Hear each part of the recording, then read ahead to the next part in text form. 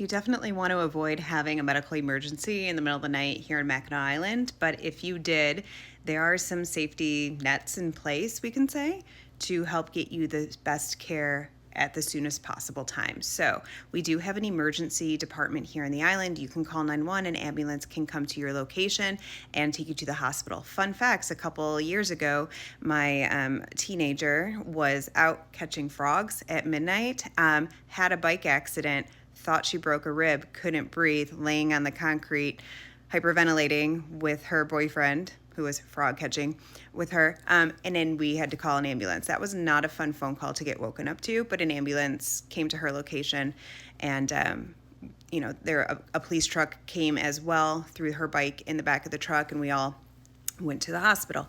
And so ended up not being a broken rib, but we were able to get to an emergency department.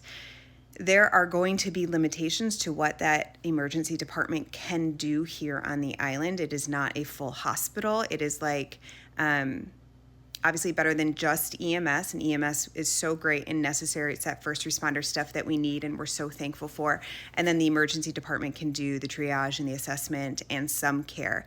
Things like, closed head injuries or heart attacks, things that need more immediate attention, you need to get off the island. So this is where it becomes tricky. We do have, you can be airlifted off. There are, if it's during the day when the boats are running, you can get put on one of the boats, passenger boats. Like I've seen that so many times where there's a stretcher in the back and then an ambulance meets you at the dock.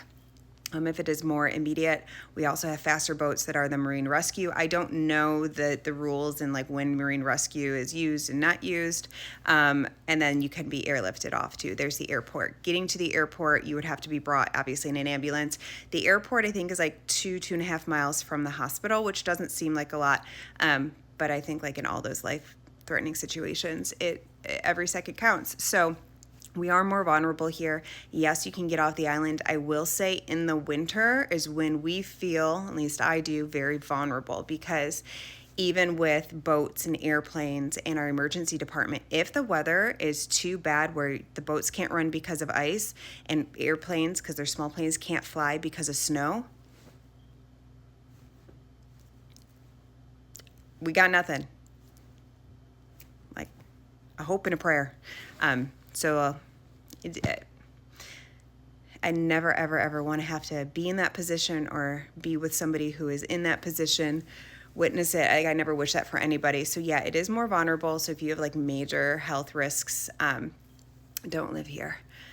Probably, and visit during the times of year that you can quickly get on and off island. Because it's only 5 miles to the mainland, but 5 miles is a really long time when seconds count. So I hope that answers the question.